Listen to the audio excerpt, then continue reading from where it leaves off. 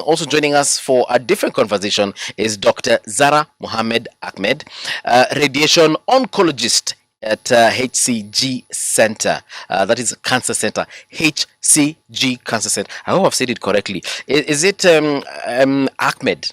Right? Yes, Ahmed. Okay. Did I say it correctly? But welcome, Dr. Zahra. The last time you were here, we had a very lengthy conversation on matters to do with cancer. Yeah. And you're back here today to talk about the evolution in cancer treatment and diagnosis. We also had a different conversation here a couple of days ago with what's the name of Dr. Miss Keller. He's a gyna, and he was talking about just how easy it is nowadays to treat cervical cancer if it is caught early in time, when it's still in its inception stage.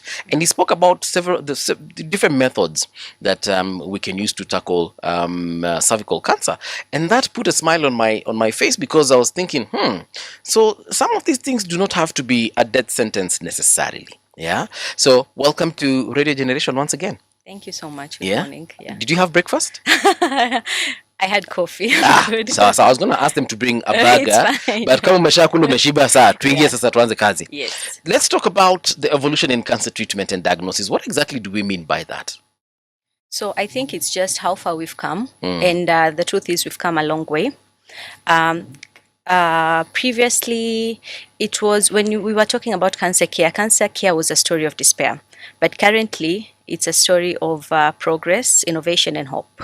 We've really moved from where it was one type of treatment fits all, but now we have specialized, personalized treatment where we can treat each individual according to their own personalized, like genomics. Yeah. Genomics? Yes. That we're talking about genes here, right? Yes. Okay. So before we go there, cancer treatment involves medical and radiation. Right. So for the medical and surgical also, so for the medical perspective, we have chemotherapy, targeted therapy, and immunotherapy.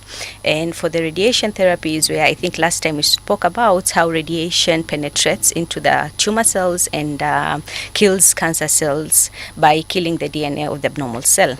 Wait, that is which part of which radiation? That's radiation. Therapy, yes. Radiation targets the DNA of the cancer cells. Yes. So while talking about evolution, we had our first radiation machine in 1960s, 1970s. I think it was brought by a certain group, Canadian and KNH, Karolinski. It was a partnership where we had the first cobalt then, but we didn't have a radiation oncologist at that time. Do you know how I figured radiation is done? Yes. So I thought radiation is, of course, it's a laser. It's a light that goes and literally kills the cell. I just didn't know it attacks the DNA. So how radiotherapy works, so it's a beam of ray. With the linear accelerators, we use accelerated electrons that are able to penetrate deeper into the target tissue. Okay. So currently we are doing more personalized treatment in radiation. We are doing more, so there are different modalities of delivering radiotherapy. Like previously we used to treat more of 2D. 2D means the rays are just coming and you're using bony marks to treat that area. Right. But at the meantime, we have technologies in which I think HCG, we are the only facility in the whole of sub-Saharan Africa where we are doing stereotactic radiotherapy. I think I mentioned this last time. Yes, you did. Yes. So we are doing more precise treatment in which the side effects will be extremely low and we are able to target the tissue. So for the sake of the listener and probably viewer also visualizing this concept, so let's say we are trying to attack cancer cells that are inside my arm somewhere here, in my hand, right? And then we focus the laser here. Will it also end up killing the cells on the surface as they reach the ones underneath? So just a small description of what radiotherapy entails. So you have the tumor. And when we are doing treatment, you have to undergo imaging. And part of evolution is diagnostic has really evolved over time. Currently, we have very like MRIs and PET scans where we are able to identify diseases at a very early stage. Even the ones that have spread, you can able to detect them very early. Okay. So once you have that tumor, with radiation, the radiation oncologist, after you have undergone imaging, will draw that tumor, and that will be the GTV, meaning the gross tumor volume.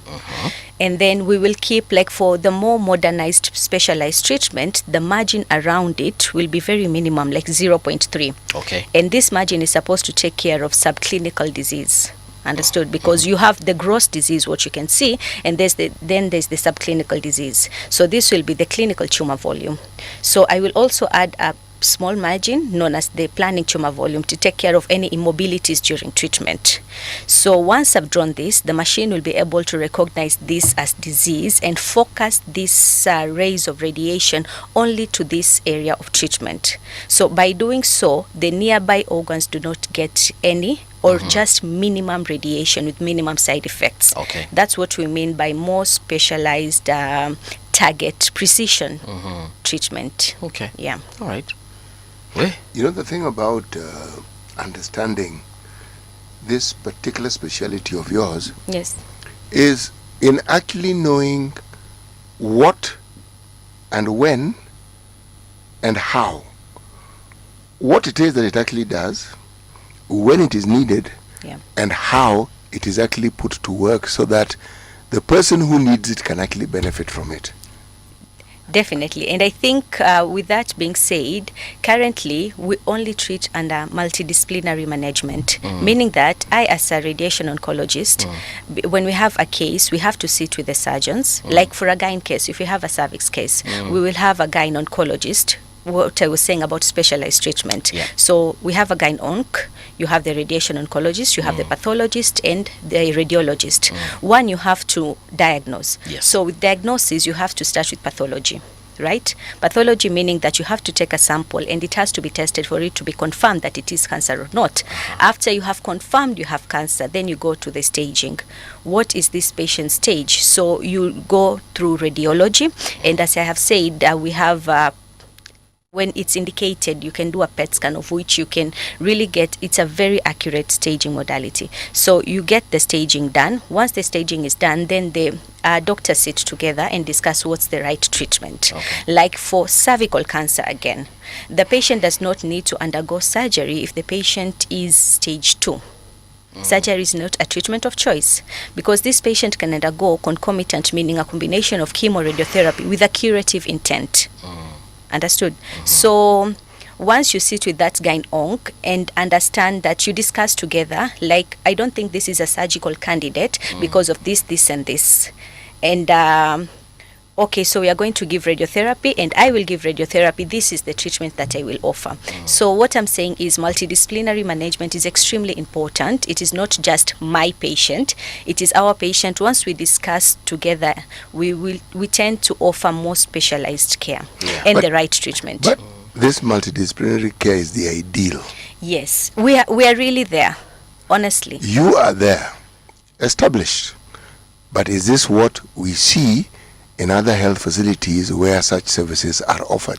Yes, I think any facility that has cancer specialized treatment, KNH, Mombasa, speak about it. They do have multidisciplinary discussions. Like right now, in the morning, you have tumor boards, and every day there's a tumor board for a certain speciality. What's a tumor board? Tumor board is where all the doctors sit together. That's the multidisciplinary team. So all the doctors sit together and discuss this topic, and we offer the best treatment approach possible for this patient. Also, this is something that is discussed at the hospital level. Yes, we also have virtual presentations. Okay. Yeah. So there's a question I have. My mother had this ampullary cancer, and then Yes. it was treated back in 2021, Yes. I think. And she did surgery, wakatoa kila kitu. Okay. Then she still went for chemo. Okay. Why was the chemo necessary if the tumor had been removed? So you see, let me explain something simple. There is a concept of pathological complete response.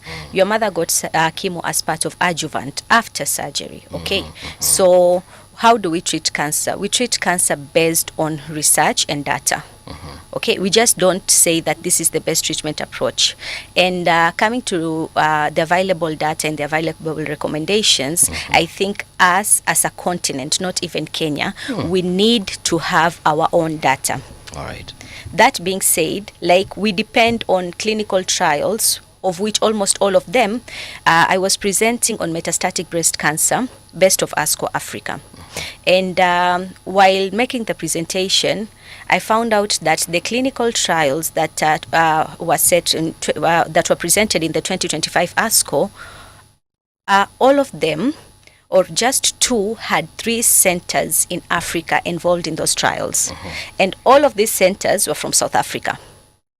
So you sit and ask yourself, like, does this data reflect our own genomics? Because we have different genomic profiles. True. We learn that this is the risk factor for development of this type of cancer.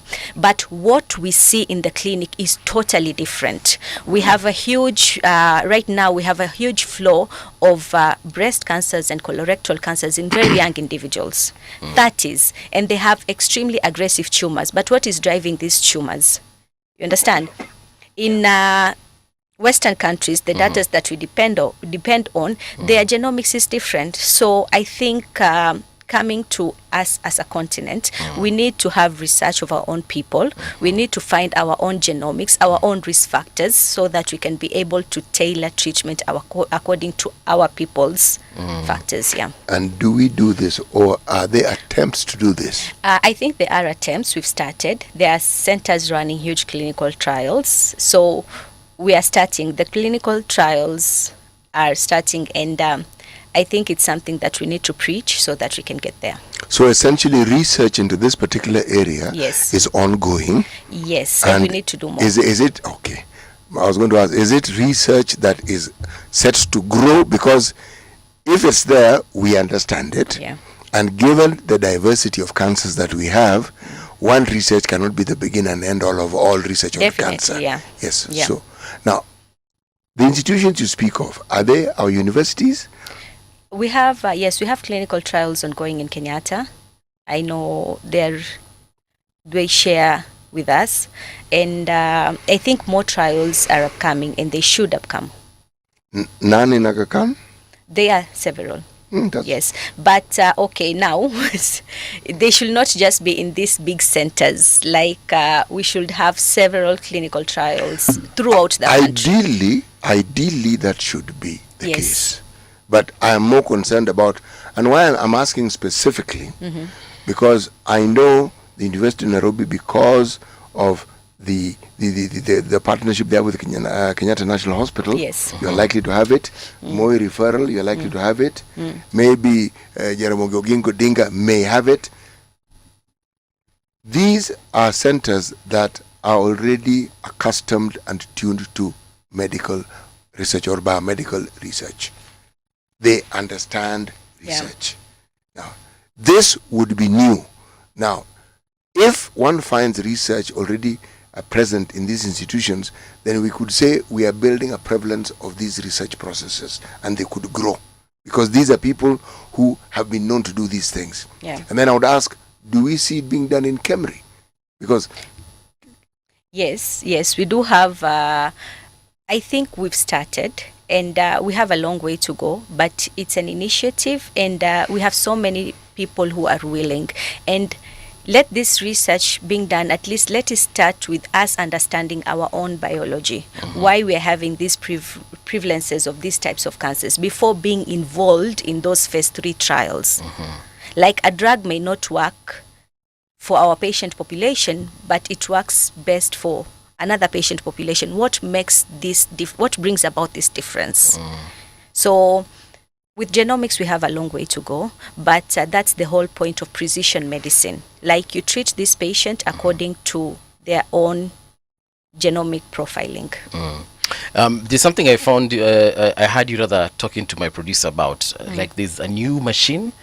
Oh, yeah. So that in terms of radiotherapy, I told you, like, with HCG, we are offering very high precision modernized treatment.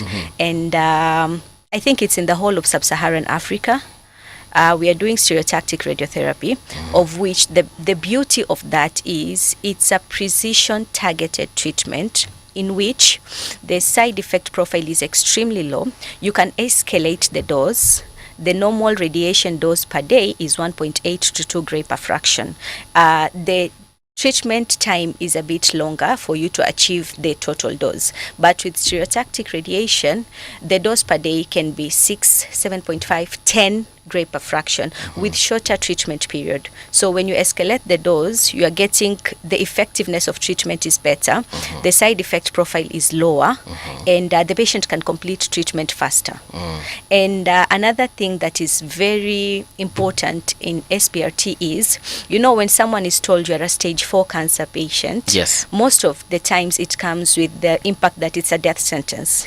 It's not. We have moved away from stage 4, meaning that you can be a stage 4 patient, a breast patient with one lesion in the breast. What does stage 4 mean? Stage 4 means the cancer has left where it started to another organ.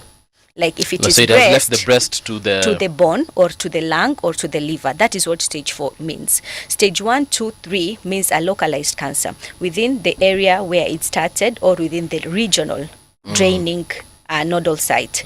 So with stage 4, it's cancer that has spread elsewhere. That is what it means. You see, many patients come to the clinic and the first thing they ask you when they've been diagnosed with cancer is, what's my stage? And they already, from that, they will lose hope. You understand? Like you are a stage 4 patient because you have one bone lesion, and there is the concept of oligometastatic disease. Okay. So sorry. Oligometastatic. So metastasis means cancer has spread. Explain oligo. No worries. Okay. Yeah. Oligo. So stage 4 means cancer has spread from where it started elsewhere, right? So oligometastatic means the spread of cancer to a different organ is limited. There is low burden disease. Previously, we used to define it as either 3 to 5 lesions. Understood? So you might have bone disease, but there are just 3 bones involved. So there is data currently that when we treat these areas, we have a survival benefit, even though this patient is stage 4 patient. Okay.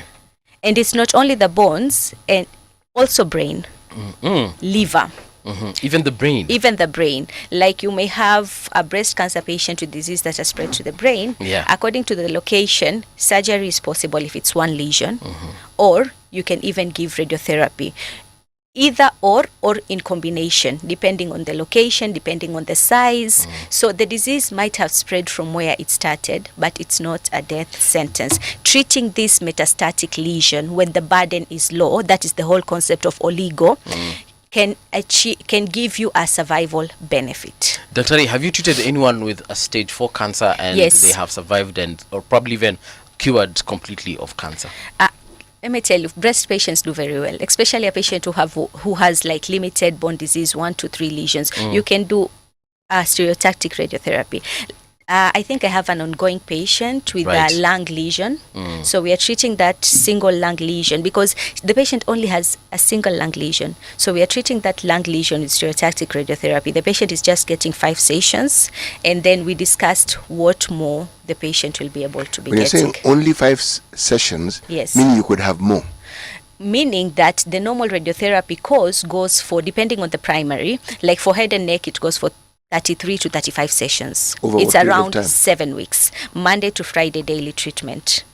Yes. Wow. For breast, it's 15 sessions. And how long does one treatment session? One treatment takes around 10 minutes with the more modernized machines. Oh. Yes, it takes about 10 minutes. But I think for our facility, you'll be given a time, like your time is from 2 to 3.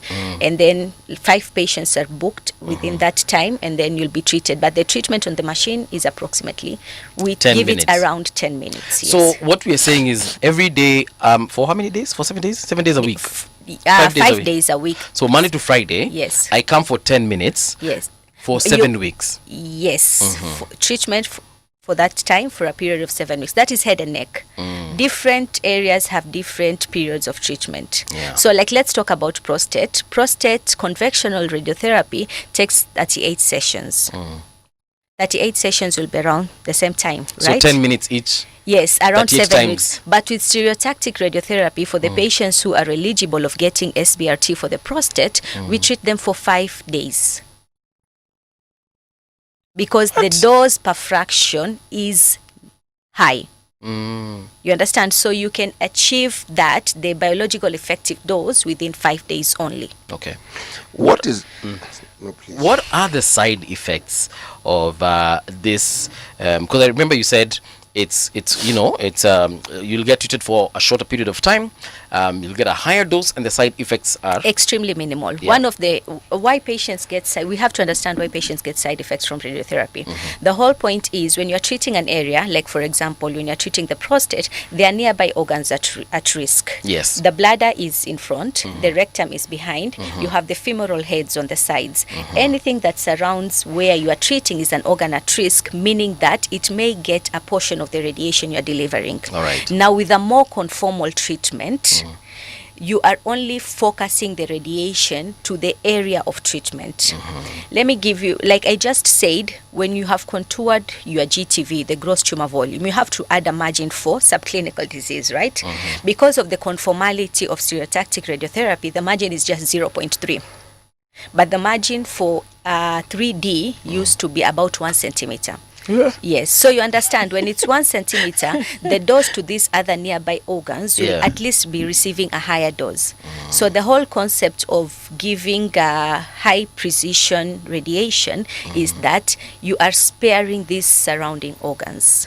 Like if you're treating the breast, the lungs, the heart, the contralateral breast, all these areas are organs at risk. So you have to deliver your radiation in such a conformality that you are sure the dose prescribed goes exactly to where you have contoured or delineated, and the nearby organs at risk get minimum doses so that this patient does not have the side effects.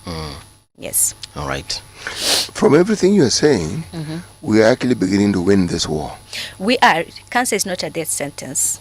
People have to understand it's not a death sentence. And I think previously, when you've been diagnosed with cancer, you lose hope and you first think about going outside for treatment and spending long days, weeks, months getting treatment.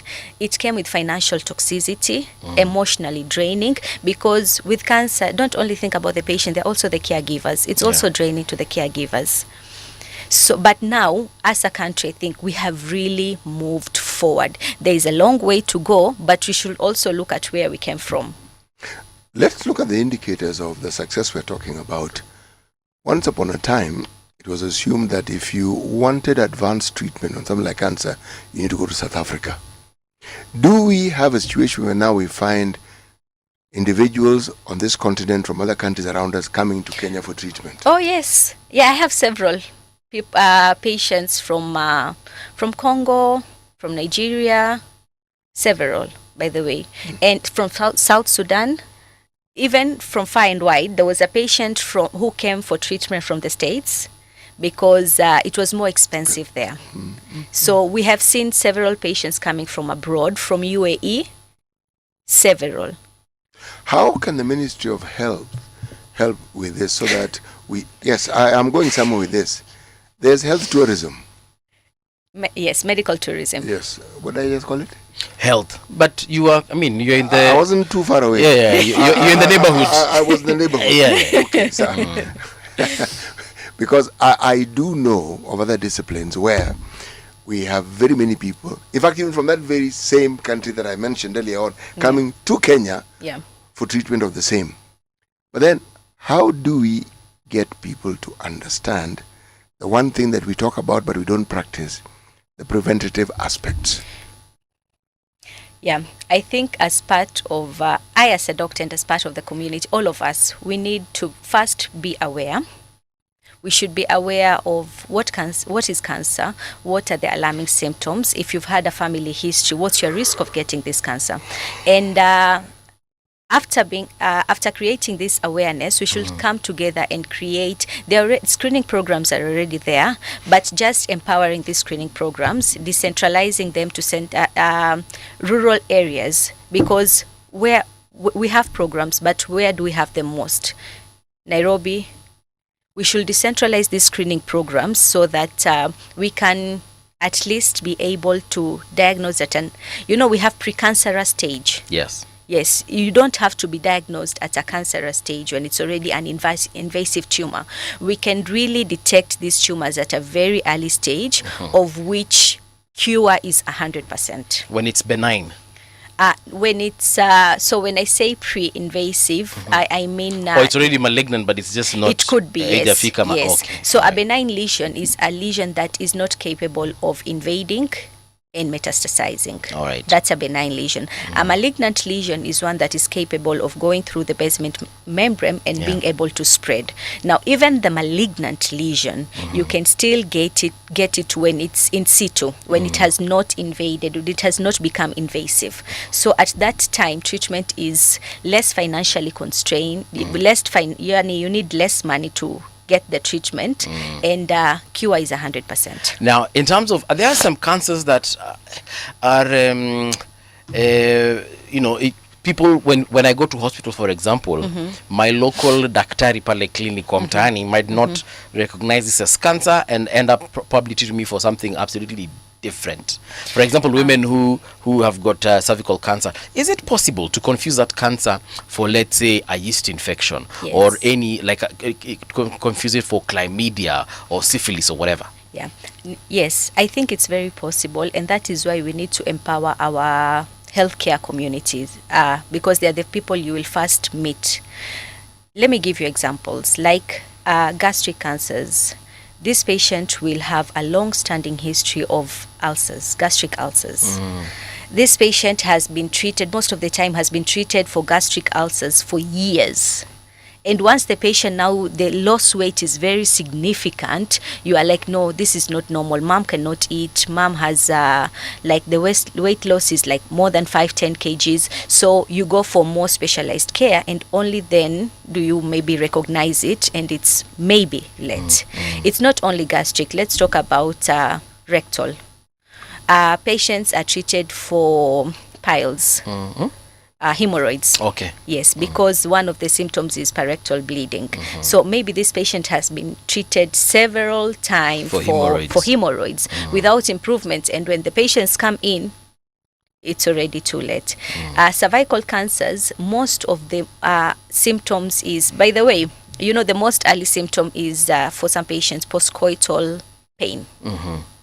Pain after sex? Yes. Okay. After, during, you feel some type of pain, but maybe the lack of awareness and all, and then the lesion grows. Patients then start experiencing pervaginal bleeding or pervaginal discharge. So you see, when that discharge starts and you go to your nearby healthcare providers, maybe without examination, it could be treated as an infection, because you have this discharge and you're like, I've noticed this discharge. Initially, it's not foul smelling, and then as the disease becomes progresses, it becomes foul smelling. So we've seen several cases of which initially these patients have been misdiagnosed with infections and all that. I think what we need to do is empower our healthcare providers, and I've said it before, have TOT trainings, so that we can be able to identify, we can have a high index of suspicion, identify these cancers earlier, and be able to give curative intent treatment at less cost. Yeah. Do we have countries that are not necessarily even in Africa, for instance, that have a really, like, their screening programs are, and their detection is top-notch, yani? Yes, we do. There's, I know several countries where once you reach, like for breast, after the age of 40, it's good to have a mammogram. So, like, once you reach 40, your hospital, the one you are assigned to, gives you a call to remind you that this month we are scheduling your mammogram. Kindly arrange yourself. You see, because by the way, doctors have a very poor health-seeking behavior. Yes, as medical practitioners yourselves. Yes, as medical practitioners ourselves.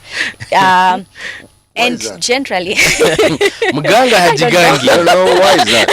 Lakini hao wanajiganga. I don't know why is that. No, we are going to be better. No, I really need to understand why is it?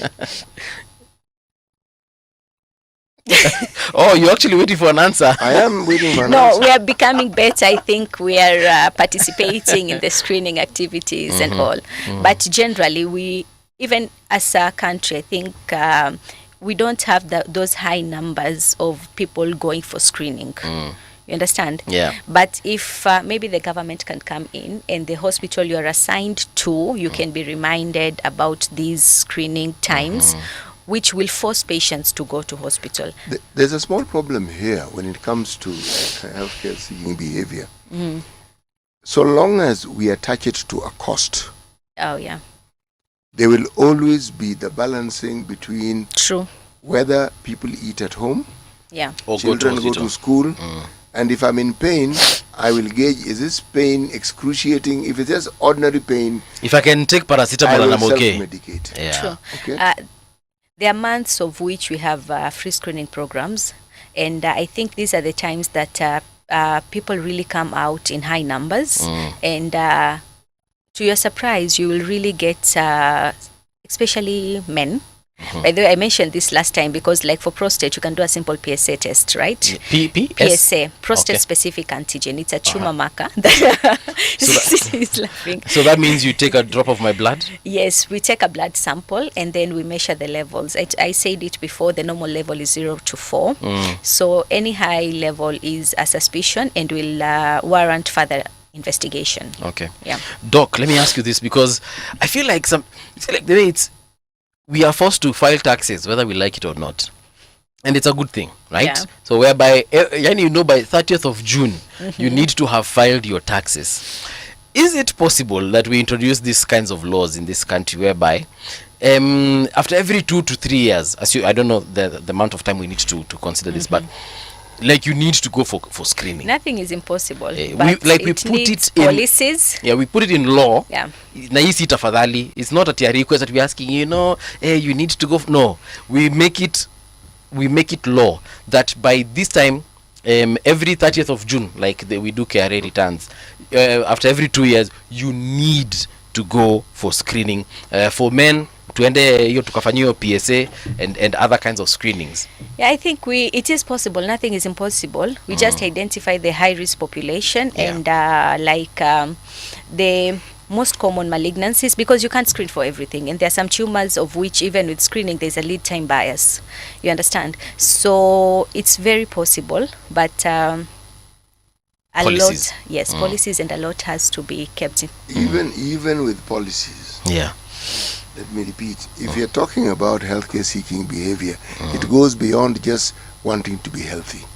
So I think what he's saying is for it to be compulsory, and it's not financial. You don't need to pay. Even if it is, he gave the example of KRA, right? Yeah. How many people do you know of in that WhatsApp group that Yes. you belong to, Yes. who actually file their taxes on time? My friends are all law-abiding citizens, so every one of them does their file return.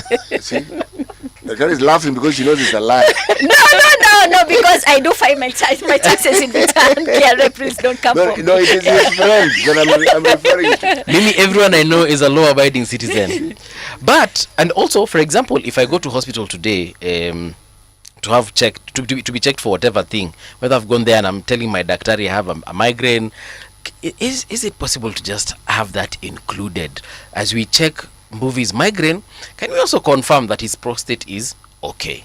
I think that I think there are some facilities, they have packages, like screening packages, of which you can have several tests done according to which one you choose. But it's very possible for us to also have that in our government facilities. Yeah. Yeah. I think that, because if we look at the cost of treating versus the cost of preventing, we tunaweza saidia sana. And sometimes, even if there's a cost implication, imagine if 50 million of us each contributed even just 100 bob towards that. I think it would go a long way. What? How much? 100 bob, 100. Huh. And Siti, before you say anything, let me move on to something different. Okay, I wanted to, let me just not comment on No, that. okay, no, comment, please. No. I don't know. I was just thinking about SHA, but let me just leave it there. No, you can comment, Daktari. I mean, this is a free space. We have lawyers. They can protect you in case you get yourself in trouble. It's not about lawyers. I just...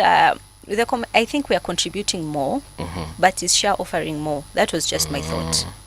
Yeah. It's a good thought. It's a good thought. You know, the thing we don't do whenever we discuss issues, especially with government provided services or government intended services, we never look at it holistically. See, universal healthcare is really difficult to actually implement. Even developed nations whom we admit have the wealth have difficulties implementing it. This America people keep talking about, my friend, they have problems implementing that same process. Okay? Part of the reason has very little to do with just the money being available. Not that. If we are looking at specific issues that we have in our country, and we look at the thing that kills us the most, or the things that are likely to kill us the most, or the things that are likely to bother us, the discussion around prevention falters and collapses because we haven't bothered to even understand how it is we relate to health care. The common one is an absence of the financial might and the poverty levels as is often quoted. What we understand illness to mean, what we understand diseases to mean. The reason why you have an adherence problem with something like antibiotics is because of that factor. If we feel better, as far as we are concerned, we are well. Yeah. You take antibiotic for one day and that's it. You're better, so you're okay. Now, all these things, when they are understood, then even this story of the preventative aspect of healthcare, it'll be infinitely easier because it's something that people will have comprehended and internalized. But so long as we're juggling all these things that seem to be competing for our attention, healthcare, unfortunately, is not number 1, 2, or 3. Yeah, it is not. Sure. So, as he was saying that, in my head, I was just I was just trying to understand our habits also from a very young age, because we also see how our parents do things. They have a medicine cabinet where they have antihistamines, painkillers, and some PPIs for ulcers. Exactly. Yeah. So every time someone sneezes, hey, unapatiwa hapo antihistamines. Pap. Yep. So even me, I grew up knowing the moment I feel like I'm getting a cold, I take antihistamines. Yeah. And that culture, unfortunately, has been inculcated in us. And now by the time, and even kwanza for men, it's even worse. By the time mimi unipata hospitali, mimi, welelelelele, nitakuwa hali mahututi. True. Yeah. So is it something that we can also start maybe teaching our young population, and by that I mean our children, so that by the time they get to our age, we actually take health more seriously. We go for screenings more oftenly. Yeah, I think just like the way we're implementing HPV vaccinations and even in schools, I think even before going, these kids should have sessions of them understanding what that does, why they are getting it, and why it's important. Yeah, it's very important to understand this thing better. Look at the healthcare seeking behavior of Africans who are medical doctors. It will tell you, Dr. Aria knows what I'm talking about. It will tell you that this thing is part and parcel of us. Now, unless we can overcome it, because if those we go to help us with the healthcare issues, if they internalize it, believe me, they'll make it an issue whenever we go to see them. They never do, not really. We do. No, you make an issue of what has brought me to see you.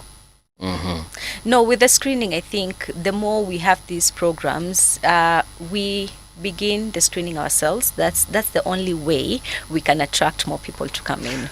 I worked in the field of HIV and AIDS for the longest time.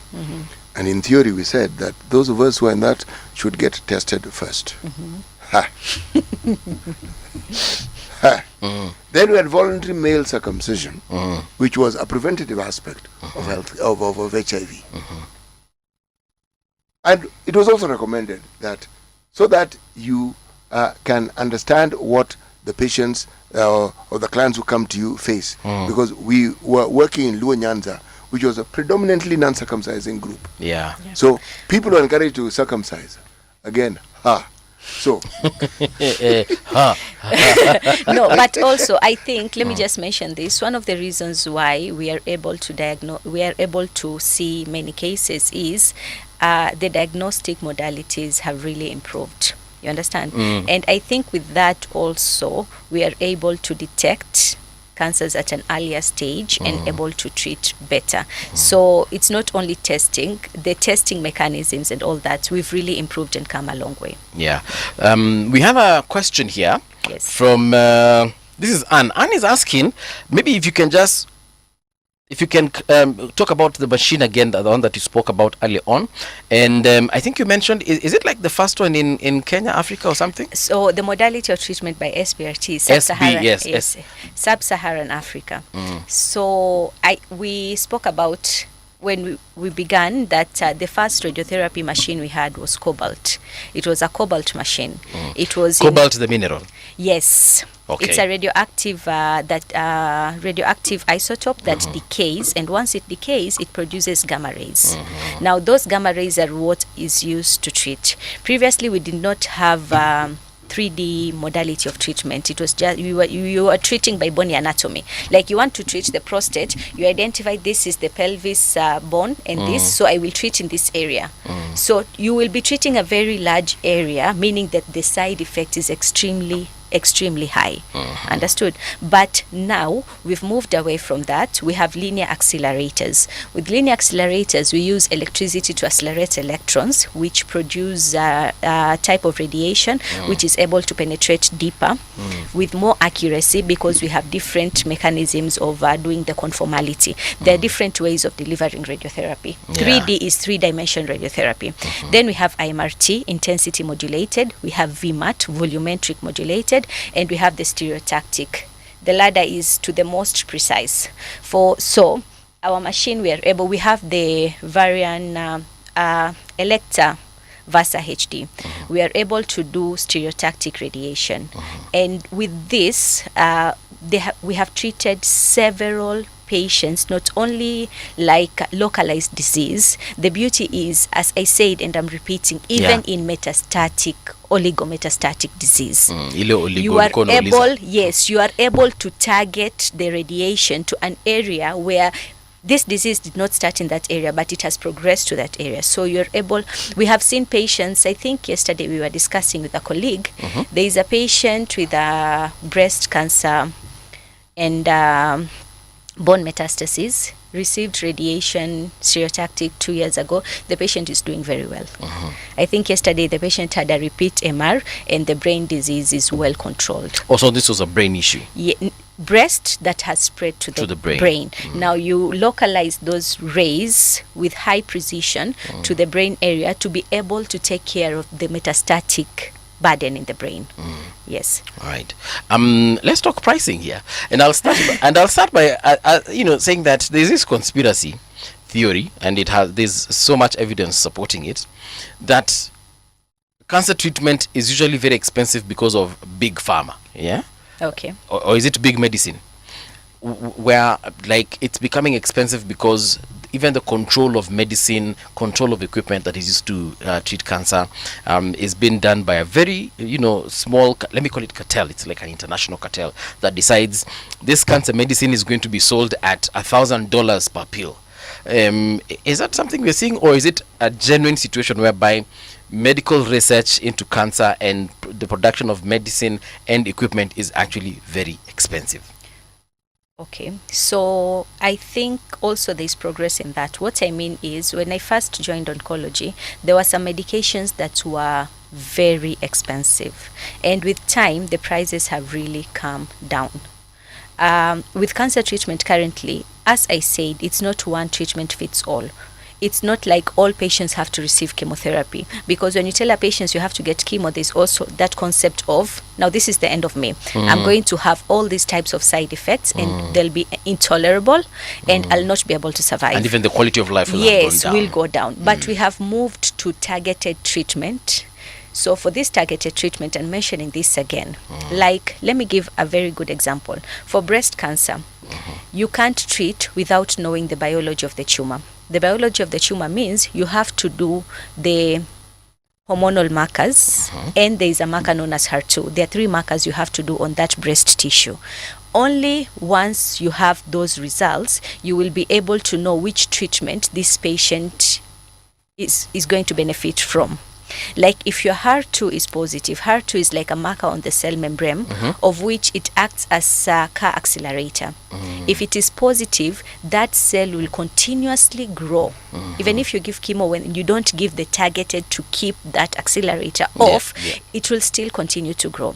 So if for a patient, if for example a patient has this positive, you have to give targeted treatment for this. You have to, for you to achieve an excellent response. And this patient has to get this even before going for surgery. You get this treatment, specialized treatment, according to your tumor biology. The best outcome is if you have a pathological complete response. The meaning of pathological complete response is we've identified you have a 5 centimeter lesion. We are giving you treatment so that we can liquidify all this disease and the disease disappears before you go for surgery. And then once you go for surgery, the surgery is done at not all patients get mastectomies. According to the indication, we can do a breast conserving surgery. The surgery is done where a lumpectomy is done to where the tumor was. And microscopically, once the pathologist has a look at it, there is no disease found. These patients have an excellent survival and disease-free survival benefit because you gave treatment before surgery. Understood? And you gave the correct treatment. Yes, so there are some drugs, the targeted therapy, that are a bit expensive, but as new modalities are coming in, the prices will be a bit on the higher side. Immunotherapy, currently we are treating a lot of cases with immunotherapy, but as time goes by, I believe that the prices will go down. And let me just mention, NHIF was doing an excellent job because patients used to get at least 600,000 per year, and the spouse was also getting the same. So in total, this patient is getting around 1.2. What I saw was most of these patients were able to get at least some benefit, huge benefit. Yes. Okay. One of the things you must bear in mind when you talk about drugs, yes, is the research. When you have clinical trials involved with drugs. Before you get to clinical trials, there is process of identifying the biology and then discovering what components there are that will make up of this drug. Then there's the phase 1, the safety trial, there's the phase 2, the efficacy, and then you have the big phase 3 trial. These things cost. So by the time you figured out that this thing actually works, and that's what Dr. was speaking to, they are done in places that are not in our continent. So it works where it was done. Yes. But for it to work the way it should for us, they need to have been done here. So all those details relate to us directly. All these things have a cost. So originally when that drug is first out, part of it is to actually recover what it is that they spent. And when you give it time, because other drugs will now come in, because they figured out the magic of doing this, it gets cheaper with time. Yes. But I remember I did biotechnology at Kenyatta University, and there's one thing I remember. I don't know if I dreamed this or I actually learned this. Cancer cells are immortal, right? Yeah, so they Is it a statement or a question? It is a question.